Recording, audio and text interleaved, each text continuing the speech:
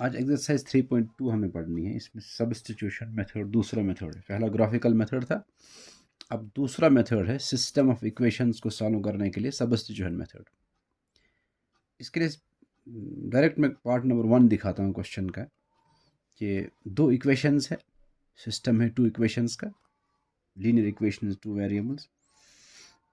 इसमें x और y का वो वैल्यू जो दोनों इक्वेशंस को सेटिस्फाई करे, यानी जो कॉमन सोल्यूशन बनेगा, हमें वो इसमें ढूंढना है। लेकिन ग्राफिकल मेथड से नहीं, अब हमें सब्स्टिट्यूशन मेथड से करना है। सब्स्टिट्यूशन मेथड क्या है? इन दो में से कोई भी एक इक्वेशन, इसको हम इक्वेशन फर्स्ट और इसको इक्वेशन सेकंड नाम देंगे। फिर कोई भी इक्वेशन ले लो आप, या ये इक्वेशन या इक्वेशन ले लो कोई भी, जो हम इक्वेशन सेकंड लेते हैं, taking equation second, x minus y is equal to 4। यहां से आप किसी एक वेरिएबल का वैल्यू निकालो, यानी जैसे वहां हम वो वैल्यूज निकालने के लिए अलग अलग एक ही वेरिएबल को LHS में रखते थे, बाकी सब ट्रांसपोज करते थे, हम इक्वेशन के उस साइड में ले जाते थे। वैसे यहां भी करना है, एक वेरिएबल को एक साइड में रखो, x को यहां रखो या y को रखो। चलो x को यहां रखते हैं, y को ट्रांसपोज करते हैं, y को RHS में ले जाते हैं। x इज इक्वल 4 तो ऐसे ही आएगा, ये y प्लस साइन के साथ इधर आएगा, यानी 4 प्लस वाई बनेगा ये। अब यहाँ आपको ग्राफिकल मेथड में आप यहाँ पर इस वेरिएबल को वैल्यूज सब्स्टिट्यूट करते थे, इसको वैल्यूज पुट करते थे, फिर आपको x का वैल्यू निकलता था। लेकिन यहाँ ऐसा नहीं करना है, यहाँ आपको x का ये पूरा वैल्यू सब्स्टिट्यूट करना है इस पहली इक्वेशन में। ठीक है, हम लिखेंगे पुट या substitute x is equal to 4 plus y in equation first. Equation first में आप x जहां है वहां आप 4 प्लस वाई लिखेंगे। ठीक है, आप देखो इक्वेशन थी x plus y is equal to 14, इसमें x को रिप्लेस करना है आपको 4 प्लस वाई से। यह है सब्स्टिट्यूशन मेथड। अब सब्स्टिट्यूट करो x के बदले उसका वैल्यू जो आपको यहां निकला है 4 प्लस वाई, इस x के बदले में लिख रहा हूं, x को रिप्लेस कर रहा हूं 4 प्लस वाई से। फिर अपना जो प्लस था plus y is equal to, उसके बाद 14। सिर्फ x को मैंने x के बदले ये लिखा मैंने। अब जो इक्वेशन आई सिर्फ y ही y है। अब आपको यहां y का वैल्यू निकलेगा 4 plus y plus y, y plus y, ये 1y प्लस 1y, वो 2y बनेगा, इज इक्वल टू 14। अब आप 2y को यहीं रखो, ये जो कांस्टेंट टर्म है इसको वहां ले जाओ। 2y इज इक्वल 14, ये 4 माइनस 4 बन के यहाँ रहेगा। 2y is equal 14 minus 4 10। सिर्फ आपको y चाहिए, y इज इक्वल, ये जो 2 इसके साथ है इंटू है, ये जो इक्वेशन के इस साइड में जाएगा ये डिवाइड हो जाएगा। y is equal to 10/2, y is equal 2 1 ज़ा 2 5 ज़ा 5/1 यानी 5 आया, y का वैल्यू 5 आया।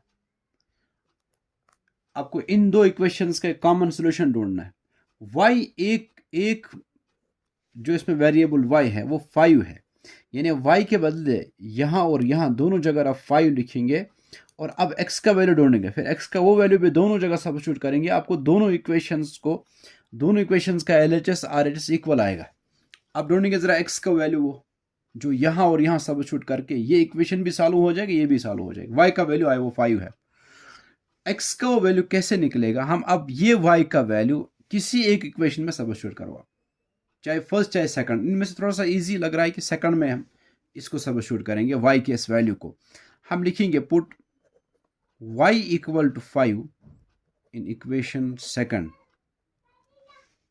वी गेट x माइनस, लिखना था y लेकिन y के बदले हम 5 लिख रहे हैं, minus 5 is equal to 4, x is equal 5 transpose हो जाएगा, 5 वहां ले जाएंगे माइनस 5 को, वो प्लस 5 बन जाएगा। तो x is equal to 9, x is equal to 9 और y इज इक्वल टू 5। ये कॉमन सोल्यूशन आप चेक भी करो जरा।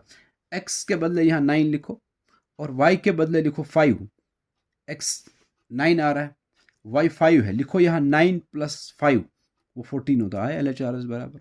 यानी LHS RS बराबर आने का मतलब है कि x और y का ये वैल्यू इस इक्वेशन को सेटिस्फाई कर रहा है। ये इसका सोल्यूशन बना।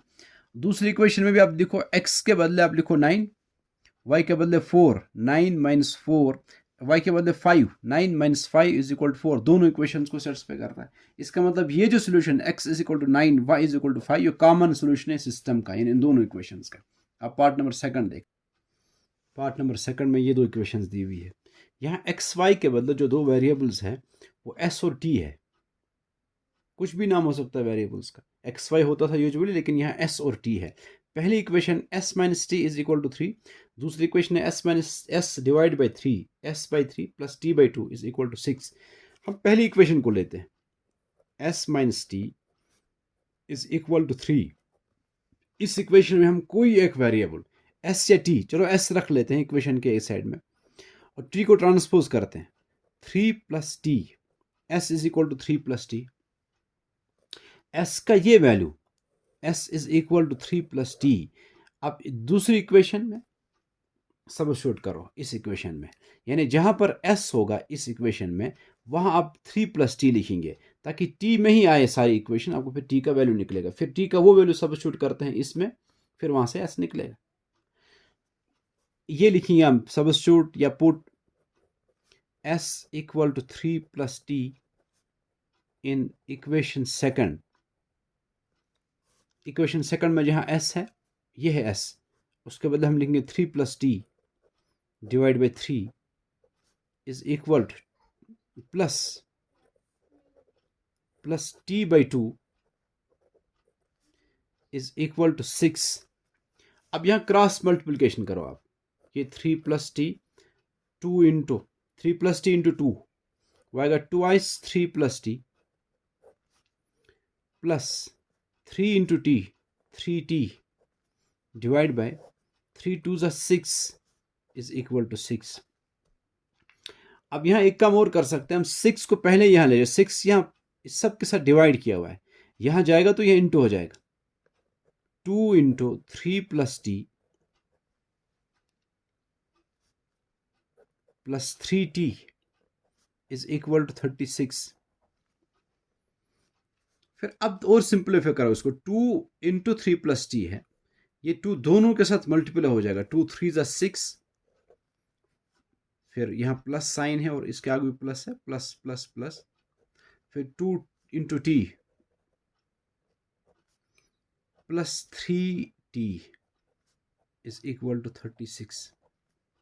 6 प्लस 2t प्लस 3t वो 5t बन जाएगा, इज इक्वल टू 36। सिर्फ 5t यहाँ रखो। आपको एक जो वेरिएबल है वो आपको चाहिए, आपको कोशिश ये करनी होती है कि वो वेरिएबल हम एक साइड में रखें, जो साथ में जितने भी है उनको ट्रांसपोज करो।